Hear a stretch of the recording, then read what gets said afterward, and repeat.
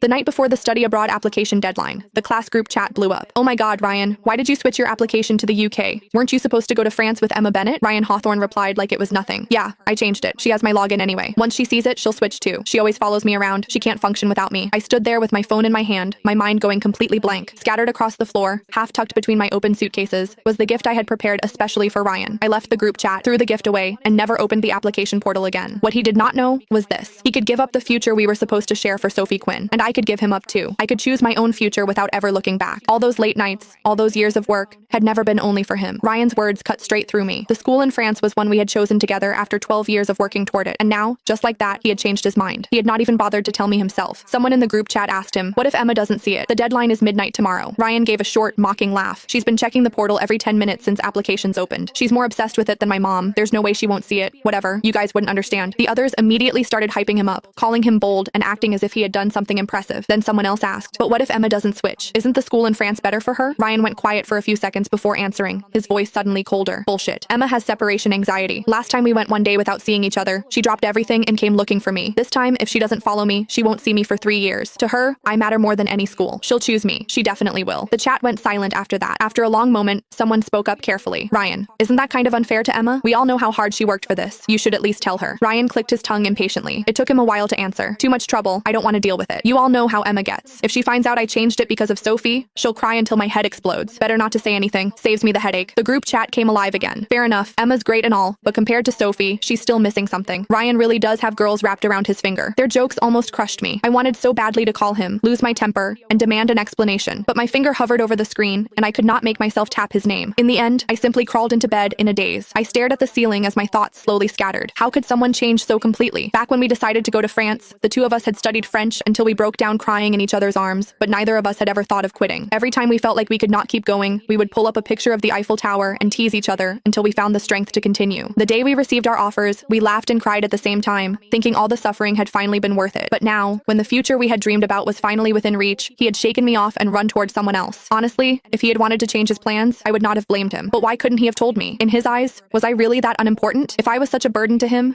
then what was the promise he had made when he proposed to me so carefully that night? Had the hour been too late, the lights too dim, for him to know who was standing in front of him? I wrapped my arms tightly around myself, hid in the dark, and sobbed without holding back. The truth was, I could live without him. I did not have separation anxiety at all. Ever since we were children, whenever he and I chose different schools or different classes, he would become moody for no clear reason. He only calmed down after seeing me, so I had kept walking steadily along my own path while bringing him with me. Ryan was right about one thing. I had always included him in the future I imagined for myself. When it did not harm my own prospects, I was willing to pay the price for loving him. But that did not mean I would keep compromising for him without limits. I